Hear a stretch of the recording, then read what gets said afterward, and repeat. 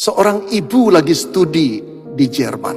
Ibu Indonesia, punya anak 3, dengan suaminya dia tinggal di Jerman.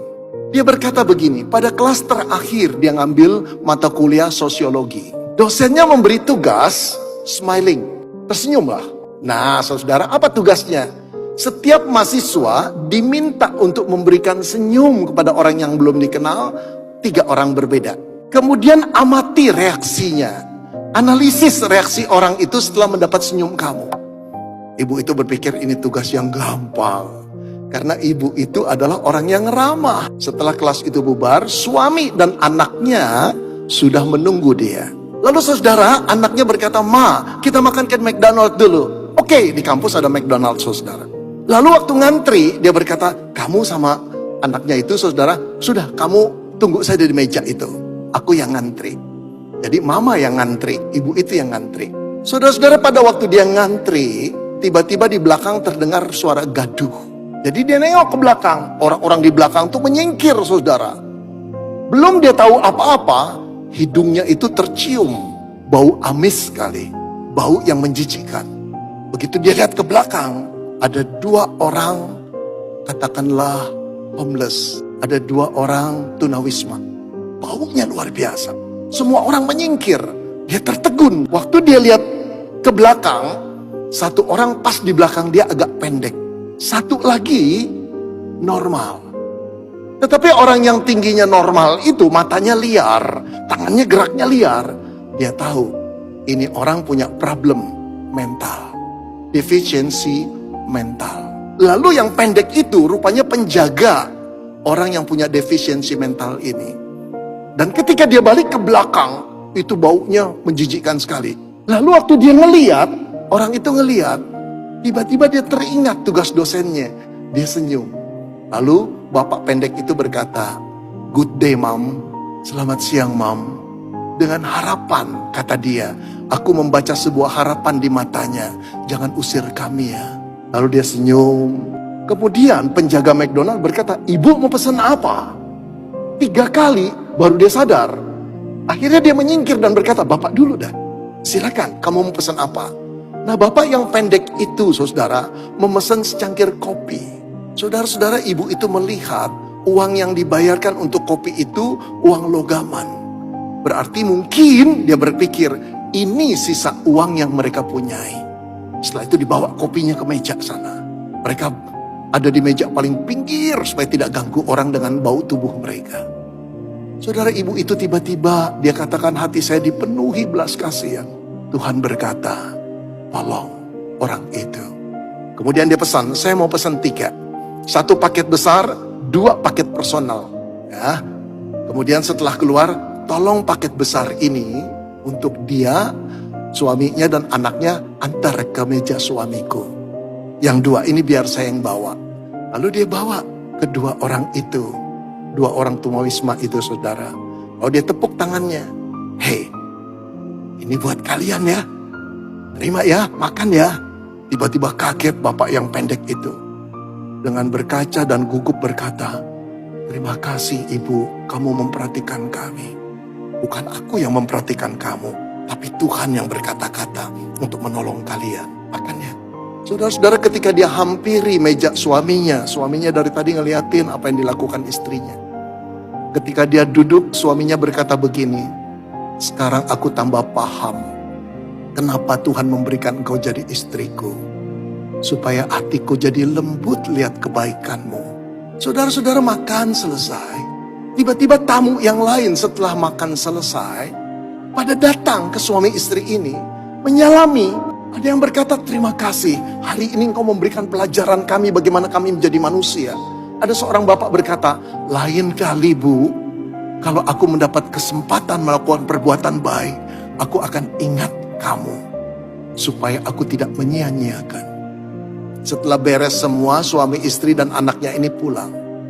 Waktu mau keluar, dia menatap 2 orang itu. 2 orang itu sedang menatap dia. Lalu melambai tangannya dan berkata, "Terima kasih." Saudara-saudara, ibu itu berkata, "Aku ingin menangis. Perbuatanku itu kecil. Tapi buat orang kecil itu luar biasa berartinya." Dan buat orang banyak yang melihat perbuatan kecil itu, besar sekali maknanya. Cerita belum berakhir.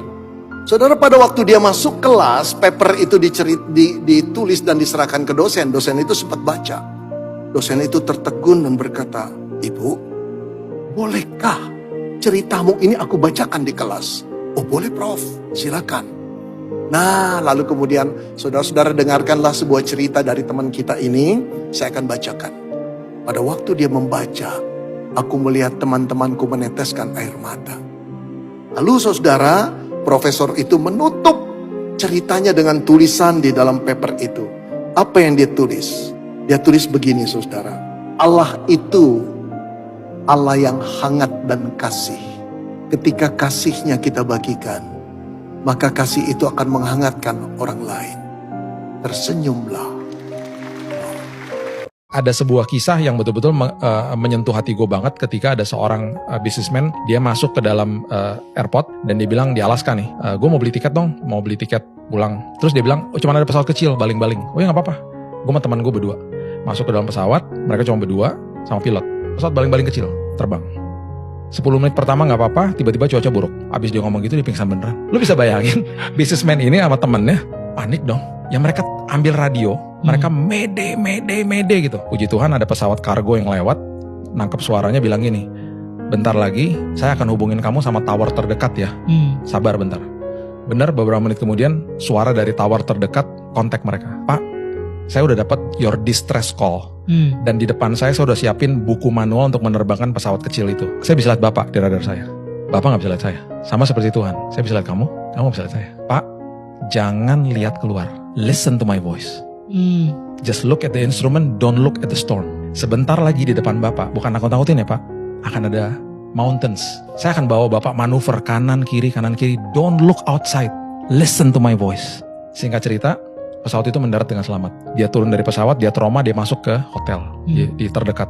Sebelum dia tidur, ada ketokan di kamarnya malam-malam. Pas dia buka, si pria yang dari tower itu berdiri di depan situ. Dia bilang, "Sir, I was the voice that helped you and guided you through." Dipeluk dong sama dia. Thank you, you saved my life. Terus dia bilang gini, "Pak, ada kejadian dulu persis kayak begini. Tapi pilotnya itu atau bapaknya itu tidak survive. Karena dia terus lihat keluar. Dia gak dengerin suara saya. Bapak luar biasa, Bapak dengerin suara saya dan Bapak pulang dengan selamat." Nanti satu hari kita akan ketemu sama suara itu. Dan kita akan pelukan sama dia. Dan di hari itu Tuhan akan bilang sama kita, "Welcome home.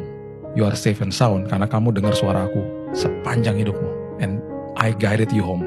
Jadi jangan lihat stormnya. Belajar lihat kebesaran Tuhan. Justru orang-orang yang lagi ngelewatin masalah, buka telingamu karena itu kesempatan dengar suara Tuhan. Yesusnya ngomong gini nih sama Thomas. Karena kamu udah lihat aku, kamu percaya? Berbahagialah orang, diberkatilah orang, makarioslah orang, blessed are you, yang walaupun tidak lihat, namun percaya. Gitu. Jadi kita orang-orang yang walaupun nih kadang-kadang kita belum dengar, kita udah percaya duluan. Justru di situ kita akan justru nanti diperjelas suara Tuhan.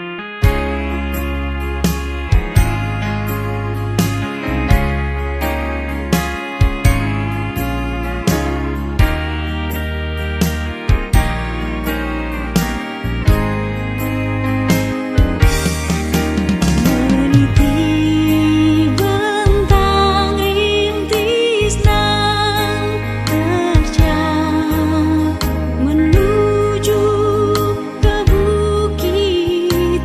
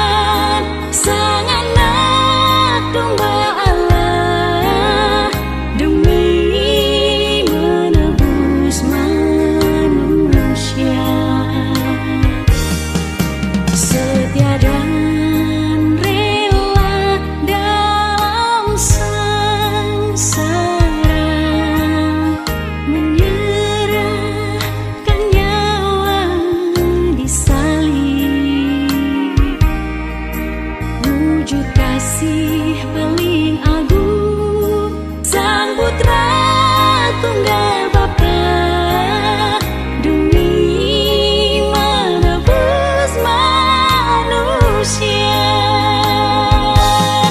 Dengan salib dan makhluk tak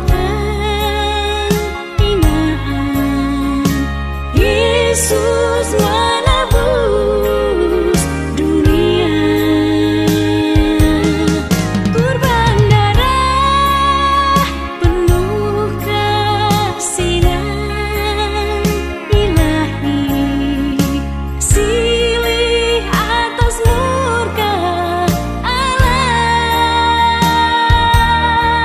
Salib suci dikurban kemuliaan, jadi tanda keselamatan.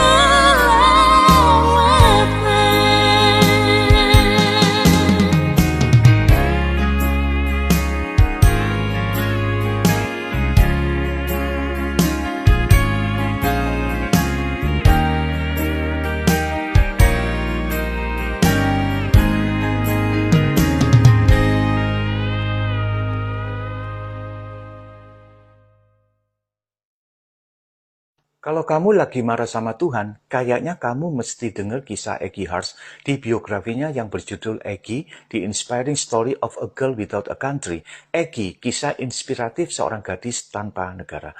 Di buku ini, Eggy menceritakan dua pasang suami istri dari Swedia yang menjawab panggilan Allah untuk pergi sebagai misionaris ke Kongo, Afrika pada tahun 1921. Mereka adalah David dan Svea Vlad, serta Joel dan Berta Eriksson. Kedua pasutri ini menetapkan diri untuk memberikan hidup mereka bagi pekabaran Injil. Namun, sesampainya di desa Ndolera, mereka ditolak oleh kepala desa yang tidak mengizinkan mereka memasuki wilayahnya karena takut dapat mengganggu dewa-dewa mereka. Mereka berdoa untuk terobosan rohani, tetapi nggak ada hasil. Satu-satunya kontak mereka dengan penduduk desa adalah seorang anak laki-laki yang diizinkan untuk menjual ayam dan telur kepada mereka 2 kali seminggu. Svea Vlad memutuskan bahwa jika ini adalah satu-satunya orang Afrika yang dapat dia ajak bicara, maka ia akan mencoba membawa anak itu kepada Yesus. Dan ia berhasil. Akhirnya anak ini percaya kepada Yesus. Beberapa bulan kemudian, mereka menderita kesepian, penyakit, dan kekurangan gizi. Joel dan Berta Eriksson, partner sepelayanan mereka, memutuskan kembali ke kantor misi. Tetapi David dan istrinya yang hamil memutuskan untuk tinggal. Mereka berkata bahwa hati mereka untuk Afrika. Karena malaria, keadaan Svea semakin memburuk. Sebelum meninggal dunia, Svea sempat melahirkan bayi perempuan dan dinamai Aina. Jiwa David tergoncang melihat kematian istrinya. Ia tidak dapat menerima kenyataan ini. Dalam kemarahan ia berteriak kepada Tuhan, "Mengapa Engkau izinkan hal ini terjadi, Tuhan? Kami datang kemari untuk memberikan hidup kami. Engkau mengecewakan aku, Tuhan." Setelah itu David memutuskan kembali ke Swedia dan ia tidak mau membawa anaknya. Ia titipkan Aina pada keluarga Eriksson. David pulang kembali ke Swedia dalam keadaan kecewa dan marah kepada Tuhan. Tak lama setelah David meninggalkan Afrika, keluarga Eriksson akhirnya juga meninggal dunia secara mendadak. Jadi, Aina dititipkan kepada keluarga warga Amerika, yaitu Arthur dan Anna Burke. Keluarga ini kembali ke Amerika beserta Aina, yang akhirnya berubah nama menjadi Eggy. Kelak Eggy menikah dengan Dewey Hars, yang menjadi rektor sekolah Alkitab di Northwest Bible College. Suatu hari, di tahun 1963, sebuah majalah religius Swedia muncul di kotak suratnya. Eggy tidak bisa membaca tulisannya. Namun, ia melihat sebuah foto yang menarik perhatiannya, yaitu sebuah kuburan dengan salib putih dan di atas salib itu ada tulisan Svea Vlad. Eggy melompat ke dalam mobilnya dan langsung menuju ke seorang temannya yang dapat menerjemahkan artikel tersebut. Secara singkat, temannya itu menjelaskan isi artikel yaitu tentang kedatangan misionaris ke Ndolera dahulu kala, lalu ada kematian seorang ibu muda, lalu ada seorang anak laki-laki Afrika yang percaya kepada Kristus, lalu anak ini dipakai Tuhan membawa banyak jiwa kepada Kristus, dan semua ini berkat pengorbanan David dan Svea Vlad. Suatu ketika, Eggy dan Dewey suaminya mendapatkan hadiah anniversary liburan ke Swedia. Kesempatan ini nggak disia-siakan oleh Eggy. Dia mencari papanya. Singkat cerita, Eki berhasil menemui papanya. Ketika Eki masuk ke apartemen yang kumuh, di mana botol minuman keras ada di mana-mana, ia mendekati seorang pria berusia 73 tahun yang berbaring di tempat tidur yang berantakan. Masih dalam keadaan marah, papanya, David, berkata, Tuhan melupakan kita semua. Hidup kita seperti ini karena Tuhan. Eki menatap wajah papanya dan mengusapnya lalu berkata, Papa, aku mau cerita. Papa tidak pergi ke Afrika dengan sia-sia. Mama tidak mati dengan sia-sia. Anak laki-laki yang Papa menangkan bagi Tuhan, kini tumbuh dan memenangkan seluruh desa itu bagi Yesus Kristus. Satu biji yang Papa tanam terus tumbuh dan tumbuh. Hari ini ada 600 orang Afrika yang melayani Tuhan karena Papa setia pada panggilan Tuhan. Papa, Yesus mencintai Papa. Tiba-tiba Roh Kudus menguasai David dan ia jatuh tersungkur menangis di hadapan Allah. Saat itu juga pemulihan terjadi atas seseorang yang memendam kepahitan selama puluhan tahun kepada Tuhan. Tak lama setelah pertemuan itu, David dipanggil Tuhan. Beberapa tahun kemudian Eki menghadiri konferensi penginjilan di London. Ketika seorang pendeta Kongo menyaksikan bagaimana penyebaran Injil terjadi di negaranya. Dan ternyata pendeta itu adalah anak kecil yang dulu ditobatkan oleh orang tua Eki. Pendeta ini telah mengembangkan misinya yang meliputi 110.000 orang Kristen, 32 kantor misi, beberapa sekolah Alkitab, dan sebuah rumah sakit. Ini adalah hasil dari buah pelayanan David dan Sveaflat yang dulu dianggap gagal karena hanya memenangkan satu jiwa saja. Semoga ini membuka mata kita bahwa apa yang kita anggap gagal, apa yang kita anggap gak berguna, apa yang kita anggap Tuhan gak peduli dan gak mau tahu, justru Tuhan sedang bekerja untuk kemuliaannya. Buanglah semua amarahmu kepada Tuhan, karena sesungguhnya Tuhan sedang bekerja dalam hidupmu, karena Tuhan sangat mencintai kamu.